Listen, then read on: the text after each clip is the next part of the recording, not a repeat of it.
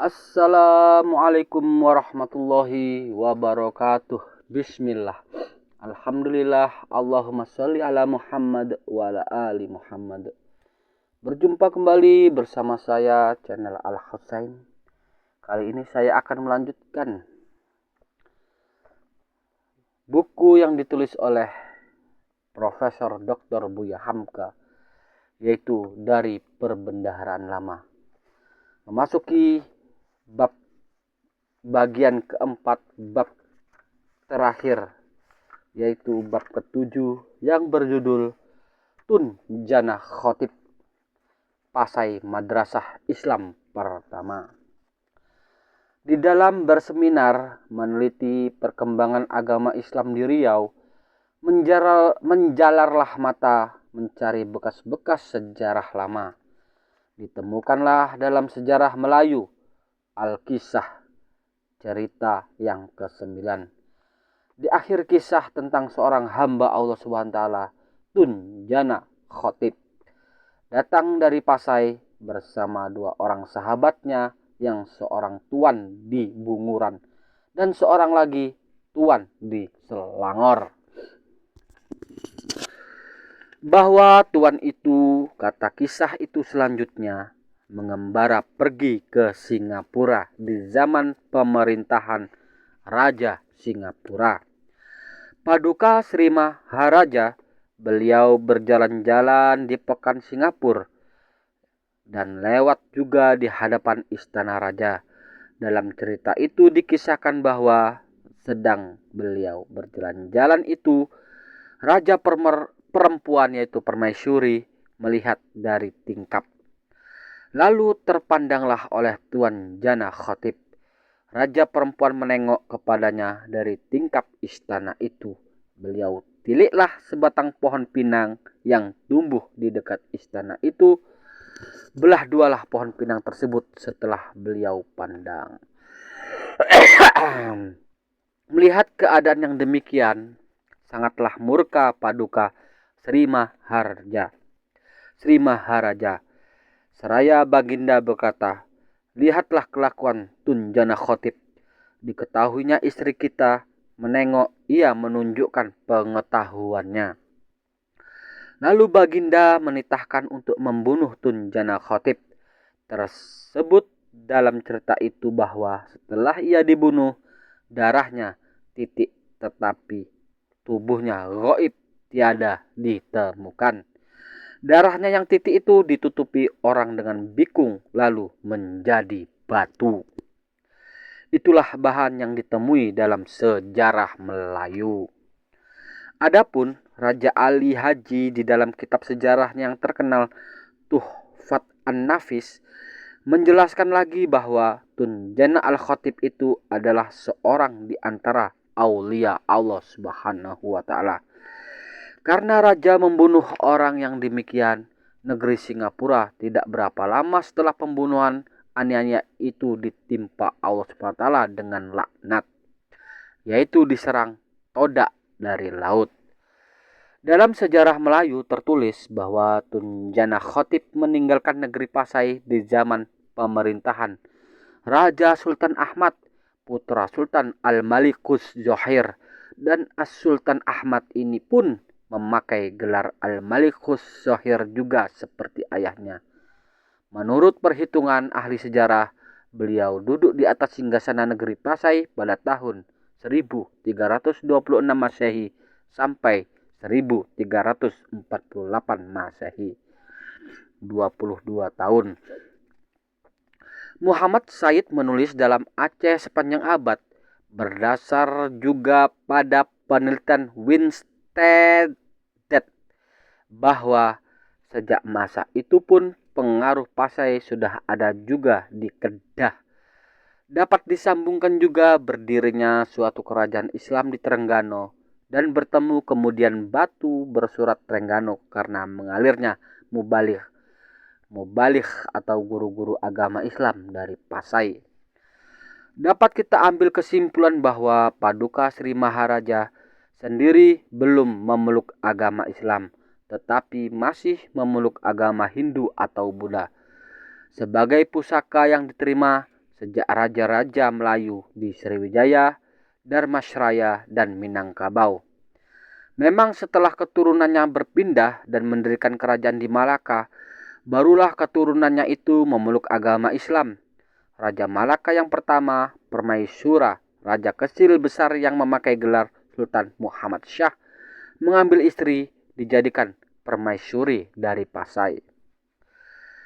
Apabila kisah dari Tuan Jana Khotib ini kita perhatikan dengan seksama, dapat kita ambil kesimpulan-kesimpulan beberapa hal. Pertama, beliau adalah salah seorang korban sebagai seorang penyiar agama Islam ke dalam negeri yang rajanya belum memeluk agama Islam. Beliau mati terbunuh karena kemurkaan raja. Hakim yang memutuskan perkara belum ada pada masa itu. Hukum bunuh bisa saja dijatuhkan jika sang raja tidak senang. Jalan kisah memberi kita keterangan, meskipun sejarah Melayu tidak menyebut bahwa orang itu adalah seorang wali Allah Subhanahu wa taala, orang keramat sebagaimana yang dijelaskan oleh Raja Ali Haji, namun beliau rupanya memandang aib jika seorang raja perempuan menengok orang lalu lintas di jalan raya dari tingkap yang terbuka. Lalu beliau lepaskan murkanya kepada batang pinang dengan menilik keras kepada batang pinang itu sehingga jadi belah menjadi dua. Raja sangat murka. Yang menyebabkan murkanya ialah karena telah ada dalam negerinya orang yang mempunyai kesaktian demikian hebat. Ia takut kelintasan ada rakyat yang melebihi dia, sebab itu disuruhnya dibunuh. Kedua, memandang sesuatu dengan mengonsentrasikan ingatan, yang di dalam bahasa ilmu gaib disebut membulatkan ma'rifat kepada yang dituju, sehingga yang dituju itu binasa. Dan jika manusia bisa mati, itulah yang dipercayai oleh orang Arab dengan nama Atharul Ain, artinya pengaruh kekuatan mata. Nabi Muhammad sendiri di dalam beberapa hadis sahih mengatakan, Al-ainun haqq, al-ainu haqq, pengaruh kekuatan mata itu memang beda. Ahli-ahli tafsir sejak dari Ibnu Abbas radhiyallahu anhu, Qatadah radhiyallahu anhu, As-Suddi radhiyallahu anhu, Ar-Razi rahimahullah, dan lain-lain banyak memberikan keterangan tentang pengaruh mata ketika mentafsirkan surat Yusuf ayat 67 yang isinya menyatakan bahwa Nabi Yakub alaihissalam memperingatkan anak-anaknya supaya jangan masuk ke dalam negeri Mesir bersama-sama dari satu pintu, tetapi hendaklah masuk dari pintu-pintu yang berlainan. Ketika mentafsirkan itu, ahli-ahli tafsir memberi keterangan ialah karena Nabi Yakub alaihissalam takut anak-anaknya itu 11 orang laki-laki akan kena pengaruh mata orang. Karena anak-anaknya itu masih muda-muda, manis-manis, tampan, dan bermuka elok dan gagah. Pengaruh mata itu ada bermacam-macam. Sekurang-kurangnya mata menaruh dendam, dengki, dan benci dari orang yang menengok. Kadang-kadang membawa pengaruh kepada keseimbangan diri orang yang dilihat. Begitu juga orang yang melihat lalu kagum dengan keelokannya, itu dapat merusak kepada yang dilihat. Sebab itu orang Arab yang percaya kepada pengaruh mata ini tidak senang jika anak-anaknya dipuji-puji dekat dia. Takut anak-anaknya akan kena pengaruh mata atau penyakit ain. Apabila mata yang telah terlatih dan disengajakan untuk hal itu, ia bisa membawa celaka. Tun Jana Khotib menilik isyarat kisah memang seorang yang telah terkemuka dalam hal agama Islam. Padanya telah cukup perlengkapan 3 ilmu agama yang sangat diperlukan, yaitu 1. Ilmu tauhid, 2. Ilmu fikih, 3. Ilmu tasawuf. Sebab itu matanya pun telah terlatih baik dengan melakukan wirid-wirid dan sebagainya. Selain dari alasan-alasan nakli yang kita kemukakan di atas tadi, kita dapat pula melihat bukti akli. Anak kecil yang jiwanya belum berisi Bila dilihat oleh orang yang lebih tua dengan mata menantang, pasti anak itu akan takut. Itu dirasakan oleh semua kita di waktu kecil. Mata memang bertambah menjadi kuat, bahkan bertambah menjadi berkuasa apabila seseorang telah besar. Ingatlah kembali apabila kita melihat sinar mata dari Rabindranath Tagore misalnya. Apalagi jika orang banyak telah mengakui pula kebesaran orang itu. Seorang yang mula bertemu dengan Rasulullah SAW nyaris pingsan karena tidak tahan melihat mata beliau. Sampai beliau SAW berkata, "Tak usah takut kepada saya. Saya ini hanya manusia biasa. Ibu saya pun memakan daging kering, yaitu dendeng." Bertambah maju ilmu pengetahuan, bertambah diterima orang kemungkinan itu. Bahkan sekarang orang melatih matanya dengan ilmu yang khusus yang bernama hipnotisme. Dengan kekuatan mata, orang dapat memerintah. Kadang-kadang mulut diam saja, mata saja yang memerintah. Tetapi itu ditaati oleh orang yang diperintah. Sebab itu tidaklah hanya dongeng jika Tunjana Khotib memandang tenang kepada pohon pinang yang lurus lara itu. Lalu dalam batinnya diperintahkannya batang pinang itu supaya belah dualah dia. Akan tetapi setelah raja menyuruh orang membunuh lalu ia mati, tidaklah matanya itu dapat mempertahankan diri. Karena mata hanya wakil dari kekuatan batin, bukan kekuatan badan. Badannya bukan terisi dari besi dan kawat, melainkan manusia biasa. Bagaimana tentang tubuhnya lenyap, tidak bertemu lagi, hanya darahnya saja yang bertumpah. Besar juga kemungkinan bahwa hilangnya tubuh itu karena salah satu dari dua hal. Pertama, raja sendiri menyuruh kuburkan mayat itu dengan sembunyi di tempat lain yang tidak diketahui orang, supaya kuburannya jangan sampai dipuja oleh pengikutnya yang telah ada di Singapura di waktu itu. Karena jika kuburannya terang di mana tempatnya, niscaya akan menjadi salah satu tempat keramat sampai sekarang ini. Kedua, mungkin juga dicuri oleh murid-muridnya, lalu dilarikan segera. Karena kemudian dari kematian itu tersebarlah sebuah pantun dari mulut ke mulut, dan dicatat juga oleh Tuan Sri Lanang dalam sejarah Melayu. Telur itik dari Sanggara, pandan terletak di Langkahi, darahnya titik di Singapura, badannya terhantar di Langkawi. Sebagaimana kita maklumi, Singapura adalah sebuah pulau dan Langkawi pun pulau pula, termasuk kerajaan Kedah. Mungkin ke sana jasad dari ulama Aulia Allah Subhanahu itu dilarikan oleh murid-muridnya karena pulau Langkawi dalam lingkungan Kedah, dan Kedah di masa itu di bawah naungan Pasai. Sultan Kedah pada waktu itu ialah Sultan Ibrahim Shah, memerintah lebih 50 tahun negeri Kedah. Dapat kita simpulkan bahwa mulai mempelajari agama Islam secara teratur dan perhatian secara mendalam ialah di Pasai. Ia dikuatkan oleh keterangan Ibnu Battutah sendiri yang singgah di Pasai dalam perjalanan ke Tiongkok 1345 Masehi, bahwa Raja Al-Malikus Zohir itu adalah seorang raja yang alim, terhitung ulama dalam mazhab Syafi'i. Setiap hari Jumat, sehabis sholat Jumat diadakan majelis muzakarah agama Islam bersama ulama-ulama dan orang-orang besar yang lain. Melihat apa yang dijelaskan oleh Ibnu Battutah ini, dapat kita mengambil kesimpulan bahwa Pasai di zaman jayanya telah menjadi pusat pengetahuan Islam. Sejak itu mazhab Syafi'i telah dipupuk sebaik-baiknya. Menilik uraian Ibnu Battutah itu terang pula bahwa untuk mencetak apa yang sekarang kita namai kader-kader adalah Sultan sendiri yang memimpinnya.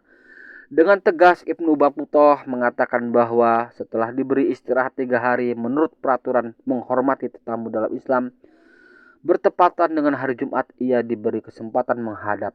Ibnu Battutah berkata, "Kemudian masuklah aku menghadap Sultan. Aku dapati Al-Qadhi Amir Said dan penuntut-penuntut ilmu tolabah di kanan dan di kiri Baginda. Baginda pun menjabat tanganku dan aku mengucapkan salam dan segera disuruhnya duduk di sebelah kirinya. Setelah selesai menanyakan dari hal perjalananku dan keadaan Sultan Muhammad di Delhi, beliau meneruskan muzakarah diskusi dalam fikih mazhab Syafi'i sampai masuk waktu asar. Beliau tanggalkan pakaian fuqaha dan beliau pakai kembali pakaian resmi sebagai sultan dan pulang kembali ke dalam istana. Dalam keterangan Ibnu Battutah ini jelas ditulis bahwa Baginda duduk dikelilingi di kanan kiri oleh tolabah, yaitu para penuntut ilmu dalam bilangan yang banyak. Kemudian Ibnu Battutah mengatakan pula bahwa seketika Baginda akan masuk ke dalam istana sore itu, orang-orang besar menjadi hormat. Wazir-wazir, bangsawan-bangsawan, syurafak dan fuqaha dan ulama-ulama ahli fikih. Dengan ringkas dapat kita menyusun suatu kepastian dari kesaksian Ibnu Battutah itu bahwa Sultan Al-Malikus Zohir selain dari sultan adalah seorang ulama dan mendirikan pula pondok pesantren yang terpopuler sebutannya di tanah Aceh dengan nama madrasah yang dalam lidah Aceh disebut Meunasah.